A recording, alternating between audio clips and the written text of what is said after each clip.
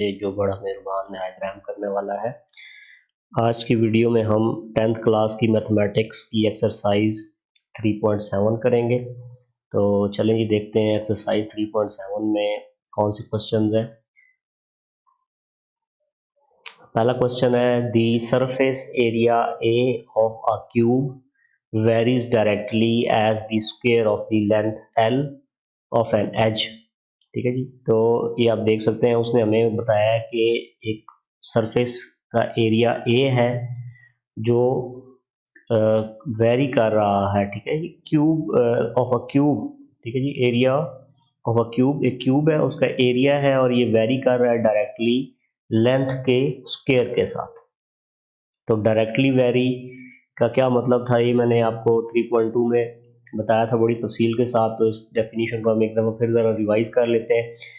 If two quantities are related in such a way that increase in one quantity causes increase in other quantity or decrease in one quantity causes decrease in other quantity is called direct variation। अगर आप इसको उर्दू में इस तरह समझें कि अगर हमारे पास दो मकदारें हैं, एक मकदार के बढ़ने से दूसरी मकदार भी बढ़ जाए या एक मकदार के कम होने से दूसरी मकदार भी कम हो जाए, तो इसको हम डायरेक्ट वेरिएशन कहते हैं, या हम कहते हैं कि वो दोनों चीज़ें डायरेक्टली वेरी कर रही हैं। और उसको हम मैथमेटिकली लिखते हैं जी Y varies directly as X. ठीक है, ये वाई आ गया और मिसाल के तौर पर अगर वाई और एक्स डायरेक्टली वेरी कर रहे हैं तो ये वाला जो निशान होता है ये वेरिएंस का निशान है। ठीक है, फिर हम इससे इक्वेशन बनाया करते थे। ठीक है, क्योंकि वेरिएंस तो हम सॉल्व नहीं कर सकते, उससे हम इक्वेशन बनानी पड़ती है। तो वाई और वेरिएंस के निशान को जब ख़त्म करते हैं तो इक्वल और के एक कांस्टेंट आ जाता है और ये एक्स उसी तरह आ जाता है। तो ये फिर इक्वेशन जो होती है इसकी मदद से फिर हम आगे क्वेश्चन को सॉल्व करते हैं। ठीक है जी, और उर्दू में इसको तगय्युर रास्त कहा जाता है। ठीक है, वो बच्चे जो उर्दू के अंदर इस बुक को पढ़ रहे हैं, ठीक है, तो एक मकदार के बढ़ने से दूसरी मकदार भी बढ़े, एक मकदार के बढ़ने से दूसरी मकदार भी उसी निस्बत से कम हो, तो इसे हम तगय्युर को तगय्युर रास्त कहते हैं। ठीक है जी, तो चलें क्वेश्चन की तरफ चलते हैं। तो मैंने आपको बताया था कि क्वेश्चन में 3 पार्ट्स होते हैं। ठीक है, ये जितने भी वेरिएंस के क्वेश्चन हैं इनमें 3 पार्ट्स होंगे। पहले पार्ट में आपको बताएगा कि जो क्वांटिटीज़ हैं उनके दरमियान कौन सी वेरिएशन है, और दूसरे पार्ट में आपको जो आपके अननोन वेरिएबल्स हैं उनकी क्वांटिटीज देगा, ताकि आप ये के जो कांस्टेंट होगा वो फाइंड कर लें। और तीसरे हिस्से में आपसे फिर पूछेगा, क्वेश्चन पूछेगा। ठीक है जी, तो पहले देखते हैं जी the surface area A of a cube. एक क्यूब है, उसका सरफेस एरिया ए है, ये वेरी कर रहा है directly as the square of the length L. ठीक है, ए जो है वो एल स्क्वायर के साथ डायरेक्टली वेरी कर रहा है। तो मैंने बताया था जब दो चीज़ें डायरेक्टली वेरी करते हैं तो हम उसको इस तरह लिखते होते हैं। ठीक है, तो अब यहाँ पे y और x डायरेक्टली वेरी कर रहा था तो हमने इस तरह लिखा था। अब a और l स्क्वायर जो है, ठीक है जी, ये डायरेक्टली वेरी कर रहा है तो हम इसको लिखेंगे जी a varies directly as l square. अब हम वेरिएंस के निशान को खत्म करेंगे तो a इज इक्वल टू के। ठीक है जी, वेरिएंस के निशान खत्म होने के बाद इक्वल और के आ जाएगा और एल स्क्वायर इसी तरह आ जाएगा। ये हमारी क्वेश्चन नंबर 1 बन गई। ठीक है, ये हमारी इस क्वेश्चन की सबसे इंपॉर्टेंट इक्वेशन है। इससे आगे हमने इसी की मदद से सारे क्वेश्चन को सॉल्व करना है। उसके बाद पहला ऐसा तो हो गया ये इसका। उसके बाद दूसरे हिस्से में कहता है जी a is equal to 27 square units when l is equal to 3 unit. ठीक है, अब सारा यूनिट उसने नहीं बताया। ठीक है, आपको पता है यूनिट की जगह मीटर भी हो सकता है, किलोमीटर भी हो सकता है, तो उसने कह दिया कि लेंथ जो है वो उसकी 3 यूनिट्स है। ठीक है, यूनिट्स यहाँ पे मेंशन नहीं है। इसी तरह फिर जो एरिया होता है, ठीक है, अगर लेंथ मीटर में होगी तो एरिया मीटर स्क्वायर हो जाएगा, तो उसका स्क्वायर यूनिट्स उसने लिखा है इसको। तो ये ए और एल की जो वैल्यूज दी है इनको हम इक्वेशन नंबर 1 में पुट करके यहाँ से के की वैल्यू निकालेंगे। और ये जो दो वैल्यूज होती हैं, इन वैल्यूज का क्वेश्चन में देने का मकसद ये होता है कि आप के की वैल्यू यहाँ से निकाल लो। ठीक है जी, तो इन वैल्यूज को हम पुट करते हैं जी ए इज इक्वल टू 27 और L is equal to 3 in equation number 1। A की जगह 27 आ गया, इक्वल के उसी तरह आ गया, और एल का स्क्वायर था तो 3 का स्क्वायर आ गया। तो 27 इज इक्वल टू के इंटू 3 का स्क्वायर जो है ये आपको पता है 3 के स्क्वायर से मुराद है 3 मल्टीप्लाई 3। ठीक है, हमने 3 को 2 दफ़ा मल्टीप्लाई करना है तो 3 3 का 9 आ जाएगा। और अब हमने के फाइंड करना है, तो ये 9 जो इसके साथ मल्टीप्लाई हो रहा है ये सिर्फ जाकर डिवाइड हो जाएगा, तो 27/9 बनेगा। और 9 1 9 9 3 27 कटिंग हो सकती है, तो के की वैल्यू हमारे पास 3 आ गई। इसके बाद फिर क्वेश्चन के तीसरे पार्ट में वो हमें कहेगा फाइंड, अब क्वेश्चन हमसे पूछेगा, ठीक है जी। फाइंड ए, कहता है ए फाइंड करो when L is equal to 4 units, ठीक है। हमने ए फाइंड करना है जब एल 4 यूनिट्स है, और दूसरे क्वेश्चन में कह रहा है find L when A is equal to 12 square unit, L find करो जब ए 12 स्क्वायर यूनिट्स है। तो पहला पार्ट देख लेते हैं, इसमें हमें पता है कि एल इज इक्वल टू 4 उसने हमें दिया है, उसके अलावा के की वैल्यू हमने फाइंड कर ली है। तो ये एल और के की वैल्यू को हम इक्वेशन नंबर 1 में डाल के यहाँ से ए या बड़ी आसानी के साथ फाइंड कर सकते हैं। तो देखें ये दोनों वैल्यूज हम क्वेश्चन नंबर 1 में पुट करते हैं, तो ए इज इक्वल टू के की जगह हमने 3 पुट कर दिया, और एल स्क्वायर था तो एल की जगह 4 पुट किया तो 4 का स्क्वायर हो गया, ठीक है जी। तो ये हमारे पास ए इज इक्वल टू 3 मल्टीप्लाई 4 का स्क्वायर जो है ये हमारे पास 4 4 का 16 हो जाएगा, और 16 को जब 3 से मल्टीप्लाई करेंगे तो a is equal to 48 square units आ जाएगा जी हमारे पास। इसी तरह इसका जो सेकंड पार्ट है, इसमें हमें कह रहा है find l when a is equal to 12, ठीक है। तो a की वैल्यू हमें 12 दी है, साथ हमें k पता है 3 है, तो ये दोनों वैल्यूज अगर हम इस इक्वेशन में डालें तो यहाँ से हम बड़ी आसानी के साथ l निकाल सकते हैं। तो वैल्यूज पुट करते हैं जी, a की जगह 12 आ गया, इक्वल k की जगह हमने 3 पुट कर दिया, और साथ l स्क्वायर इसी तरह आ गया, ठीक है। तो l ये 3 जो है इधर मल्टीप्लाई और दूसरा जाकर डिवाइड होगा, तो 12 डिवाइड बाई 3 बनेगा, 3 1 3 3 4 12, तो हमारे पास यहाँ पे l square is equal to 4 आ जाएगा। अब हमने l फाइंड करना है, दोनों तरफ स्क्वायर रूट जब लेंगे हम तो हमारे पास l की वैल्यू प्लस माइनस 2 आएगी, और चूंकि ये लेंथ है तो लेंथ नेगेटिव तो हो नहीं सकती, तो इसलिए हम सिर्फ प्लस 2 लेंगे, तो l की वैल्यू हमारे पास 2 यूनिट्स आ गई, ठीक है जी। तो ये हमारा पहला क्वेश्चन सॉल्व हो गया। अब सेकंड क्वेश्चन की तरफ देखते हैं जी। सेकंड क्वेश्चन है the surface area s of a sphere varies directly as the square of the radius r। तो यहाँ तक आपके क्वेश्चन का पहला हिस्सा है जिसमें आपको बता रहा है कि सरफेस एरिया है स्फीयर का, स्फीयर है और उसका सरफेस एरिया s है, वो डायरेक्टली वेरी कर रहा है square of the radius r, यानी कि r स्क्वायर के साथ s जो है वो डायरेक्टली वेरी कर रहा है।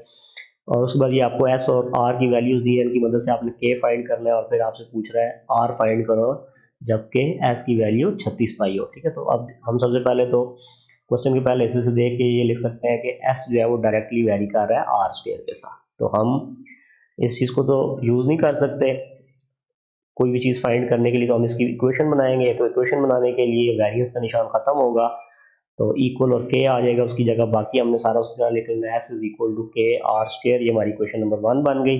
इसको हाईलाइट कर लिया हमने कि ये बड़ी इंपॉर्टेंट इक्वेशन है, इसी की मदद से हमने आगे पूरा क्वेश्चन सॉल्व करना है। इसके बाद हमें उसने s इज इक्वल टू 16 पाई और r इज इक्वल टू 2 ये दो वैल्यूज दी है, इनको मैं अगर इस इक्वेशन में पुट करूं तो यहाँ से मैं k फाइंड कर सकता हूँ। तो s is equal to 16 pi and r is equal to 2, इनको हम पुट कर देते हैं जी इक्वेशन नंबर 1 में। s की जगह 16 पाई आ गया, इक्वल k उसी तरह आ गया, और r का स्क्वायर है तो r की वैल्यू चूंकि 2 है तो ये 2 का स्क्वायर बन जाएगा।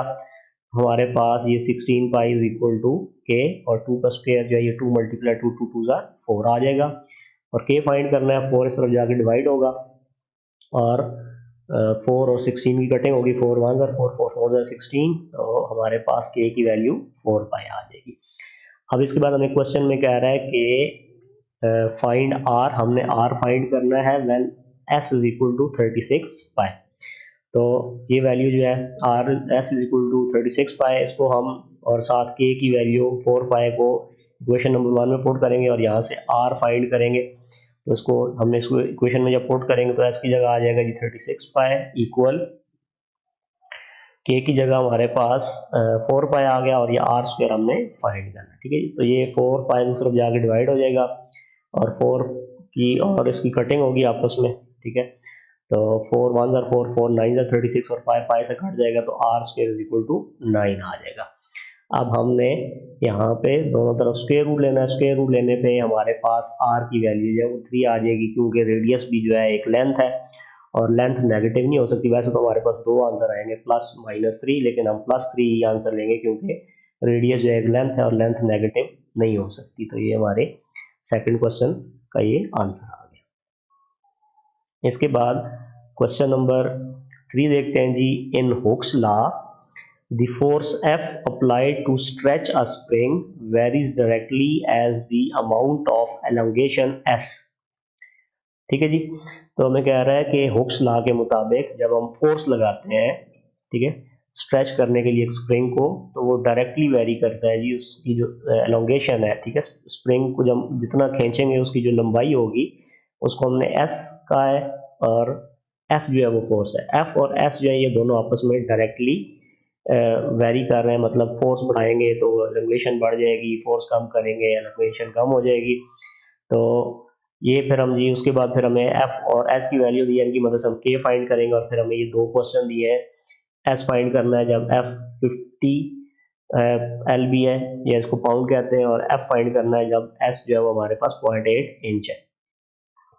तो सबसे पहले तो हम क्वेश्चन के पहले से देख ले, एफ और एस हमारे पास दो वेरिएबल्स हैं और ये डायरेक्टली वेरी कर रहे हैं, ठीक है। इससे हम इक्वेशन बना लेंगे, एफ इज इक्वल टू के एस। इक्वेशन बन जाएगी हमारी, जब वेरिएंस के निशान को खत्म करेंगे तो इक्वल और के कांस्टेंट आ जाएगा। इक्वेशन नंबर 1 है हमारी।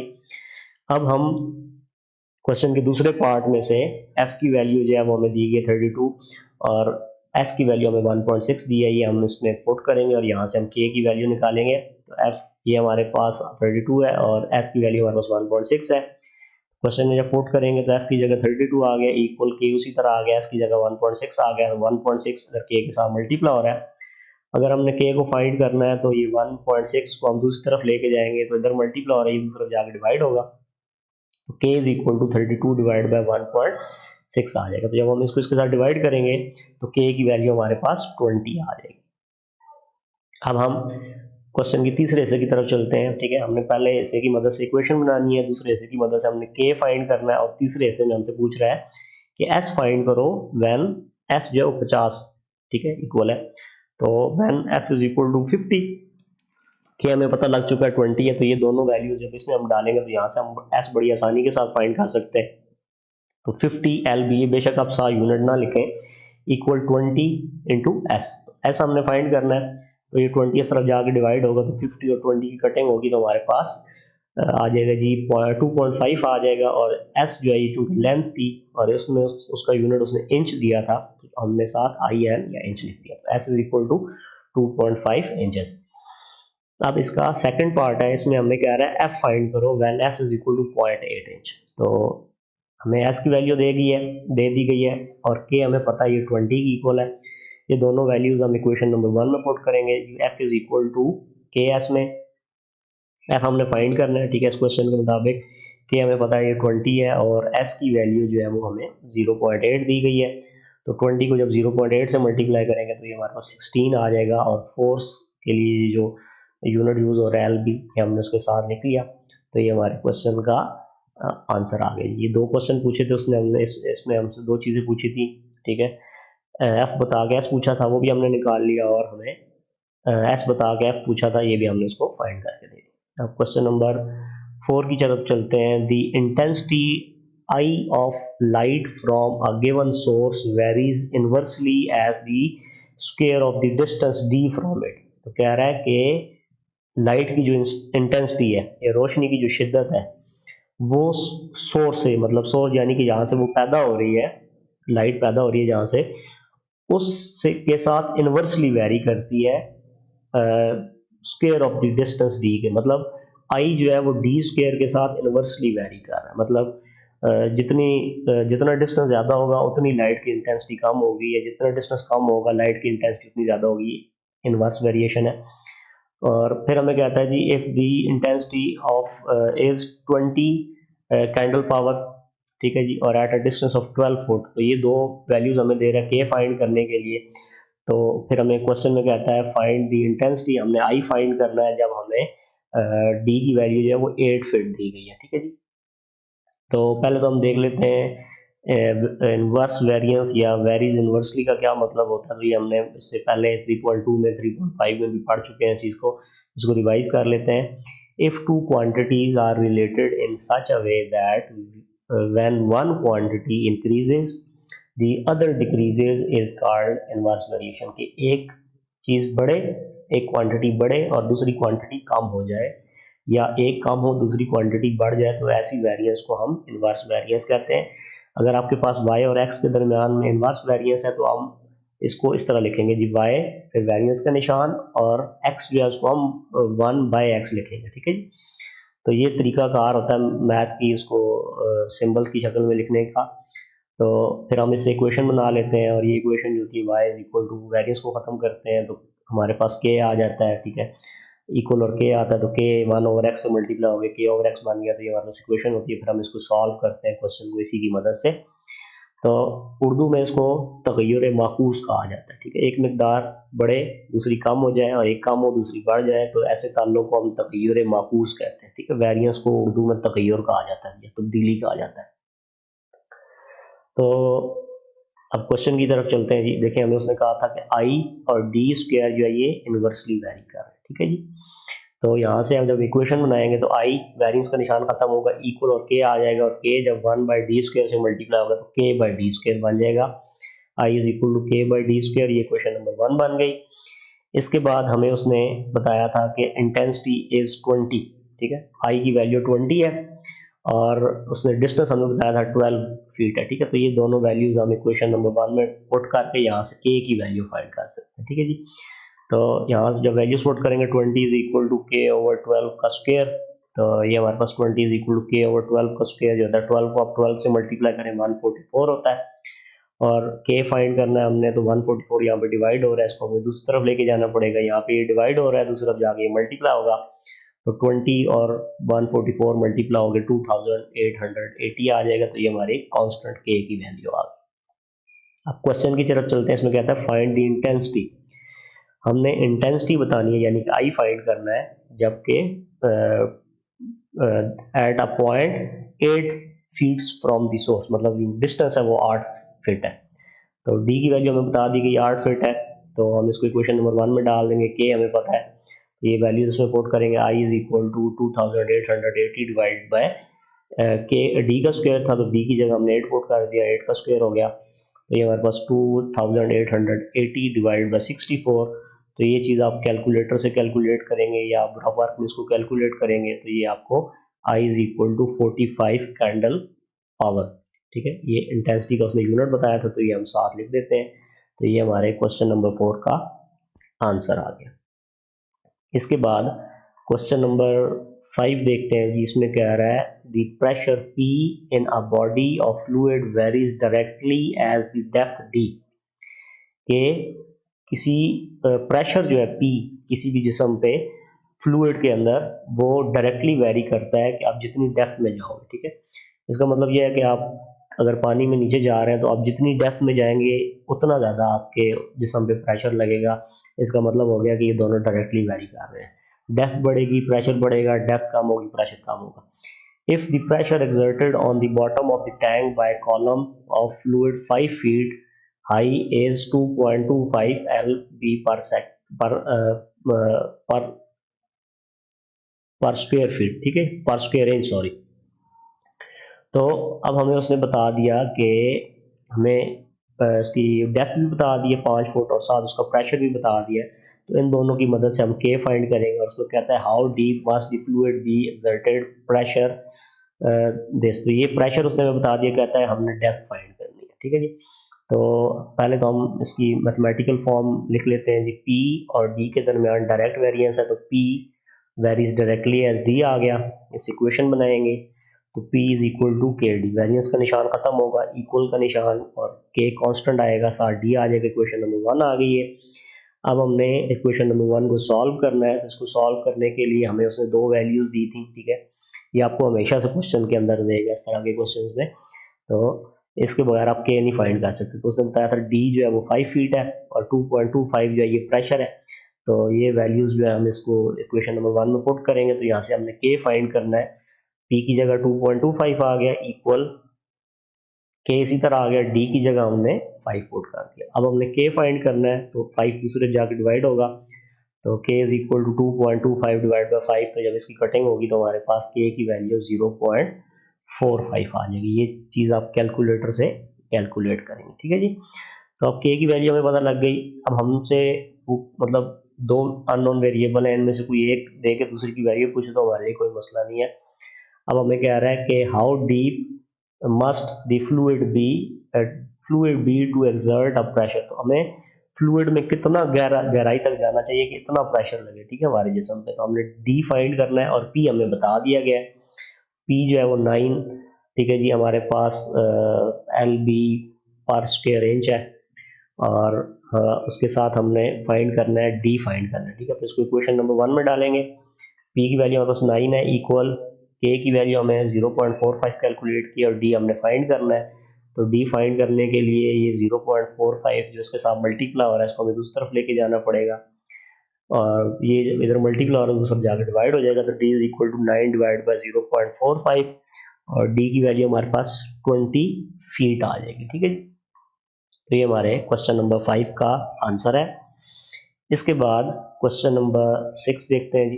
क्वेश्चन नंबर 6 में कहता है labour cost C varies jointly as the number of workers N and the average number of days D.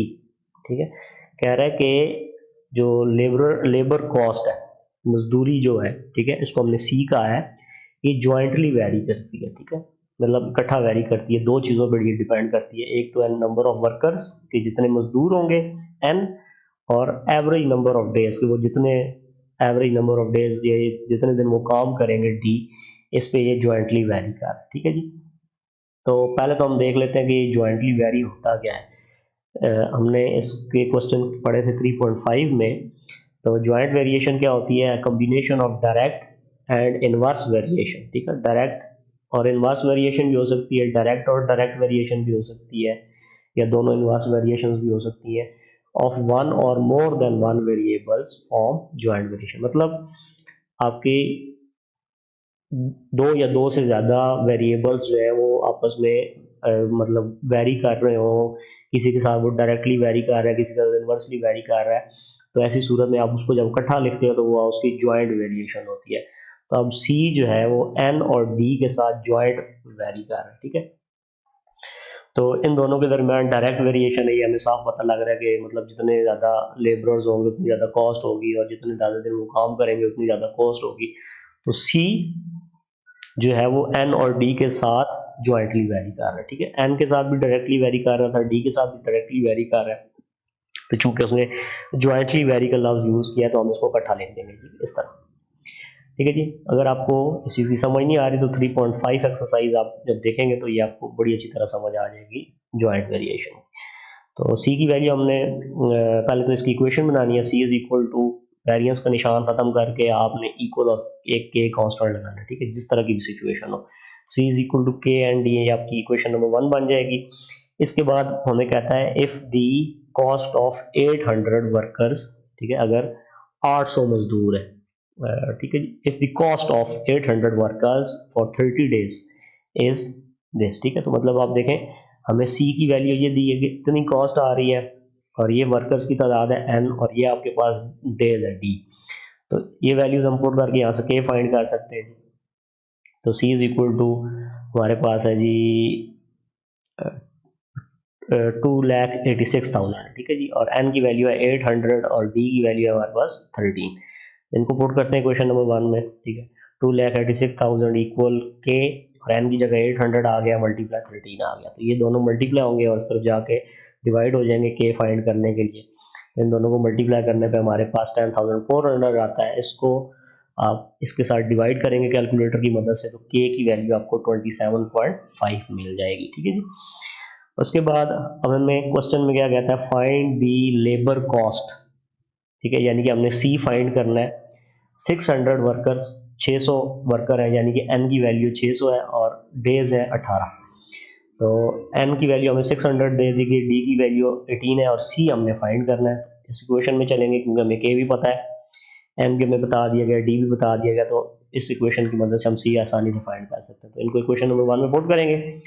C is equal to के की जगह 27.5 आ गया, मल्टीप्लाई एन की जगह 600 आ गया और मल्टीप्लाई डी की जगह 18 आ गई। इस सारी चीज़ को आप कैलकुलेटर की मदद से कैलकुलेट कर सकते हैं। तो ये आपके पास 2,97,000 जो है ये कॉस्ट आ जाएगी।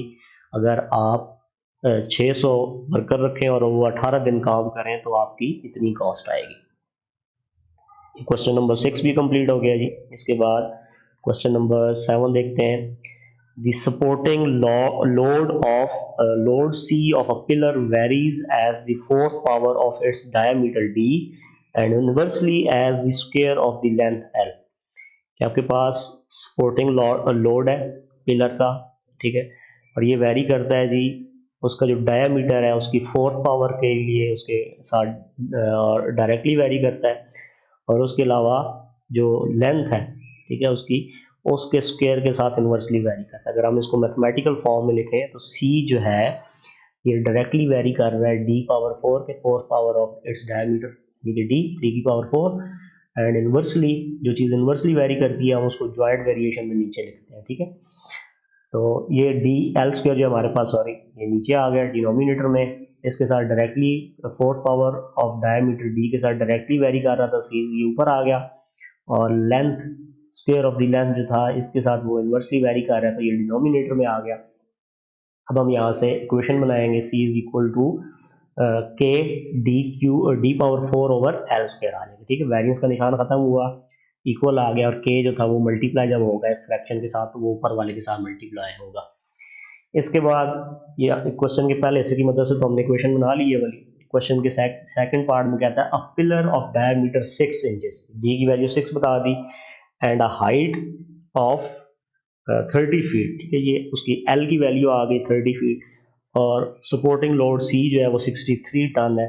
तो ये तीनों वैल्यूज जो है हम इस इक्वेशन में पुट करेंगे और यहाँ से के की वैल्यू फाइंड करेंगे। C is equal to 63 ton है, B is equal to 6 inches है, और जो हमारे पास एल है ये 30 फीट है। तो ये इसमें वैल्यूज पुट होंगी, सी की जगह 63 आ गया इक्वल के, और डी की पावर 4, डी हमारे पास 6 था तो 6 की पावर 4 आ गया डिवाइडेड बाय एल स्क्वायर, तो ये 30 का स्क्वायर आ गया।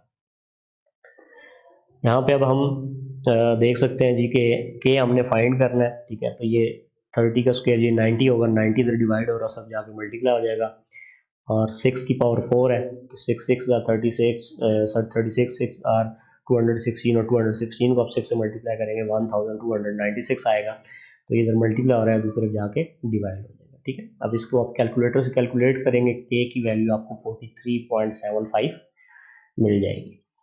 अब क्वेश्चन के तीसरे पार्ट में कहता है how high a 4 inch pillar must be supporting a load of 28 ton, ठीक है। हमने लेंथ फाइंड करनी है, हमें जो है वो क्या कहते हैं जी, उसका डायमीटर भी दे दिया गया है, और साथ ही हमें सी की वैल्यू भी दे दी है, ठीक है। डी जो है डायमीटर जो है पिलर का वो 4 इंचेस है, और साथ ही जो सी की वैल्यू है 28 टन जो है उसमें को सपोर्ट करना है, उस इतने वजन को सपोर्ट करना है, तो हमने एल की वैल्यू फाइंड करनी है। तो ये हम डी और सी की वैल्यू और साथ ही के हमने फाइंड किया, ये क्वेश्चन नंबर 1 में पुट करेंगे।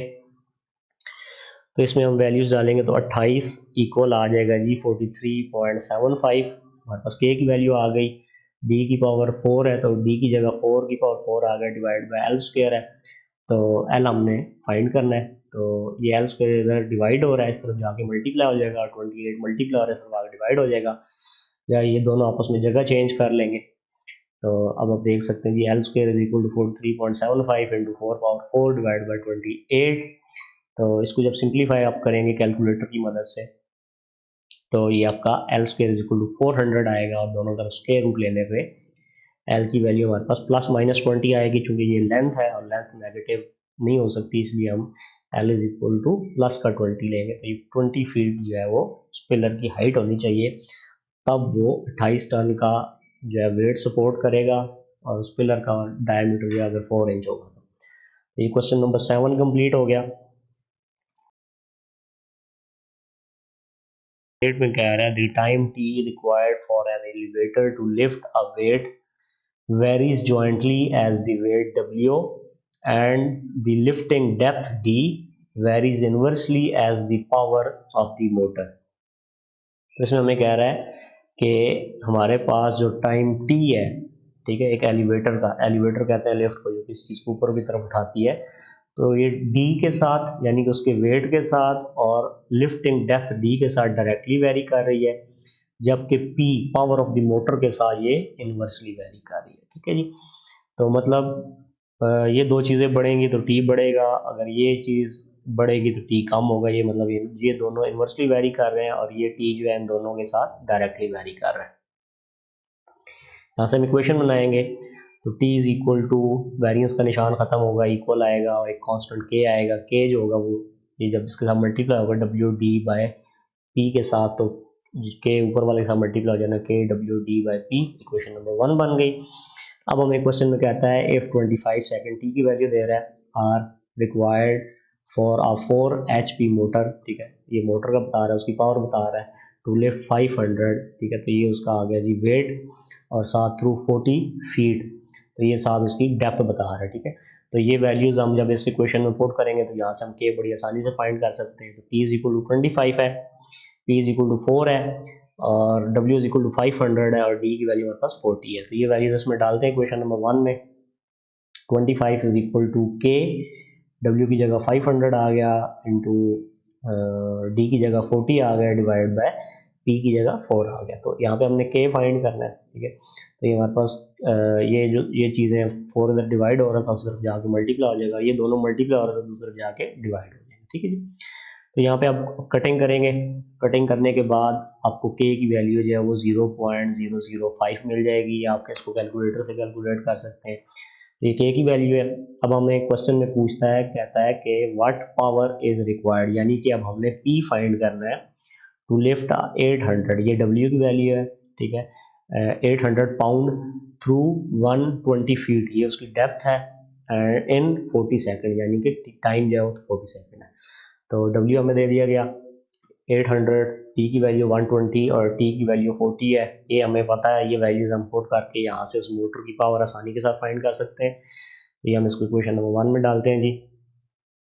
T की जगह 40 आ गया, इक्वल K की जगह 0.005 मल्टीप्लाई W था 800 मल्टीप्लाई 120, तो P हमने फाइंड करना है, ये इधर डिवाइड हो रहा है, इस तरफ जाके मल्टीप्लाई हो जाएगा, और 40 मल्टीप्लाई हो रहा है, इस तरफ आके डिवाइड हो जाएगा। तो P इज इक्वल टू, ये चीज़ उसी तरह आ गई, इन दोनों ने आपस में जगह चेंज कर ली। तो अब इसको आप कैलकुलेटर की मदद से कैलकुलेट करेंगे। तो P जो है हमारे पास 12 हॉर्स पावर HP, ठीक है, ये लिखा हुआ है उसका यूनिट पावर का, तो ये आपका इसका आंसर हो जाएगा, ठीक है जी। इसके बाद हम क्वेश्चन नंबर 9, इस एक्सरसाइज का आखिरी क्वेश्चन है, इसमें कह रहा है the kinetic energy of a body varies jointly as mass of the body and the square of its velocity, कि काइनेटिक एनर्जी जो है किसी जिस्म की वो जॉइंटली वेरी करती है मैस के साथ और वेलोसिटी के स्क्वायर के साथ, ठीक है। इसको अगर हम मैथमेटिकल शक्ल में लिखें तो kinetic energy varies directly as M V square. तो यहाँ से हमने वेरिएंस का निशान खत्म करना है, तो kinetic energy is equal to K आ जाएगा, वेरिएंस के निशान की जगह इक्वल और के, तो एम वी स्क्वायर उसी तरह आ जाएगा। तो ये हमारी क्वेश्चन नंबर 1 बन जाएगी।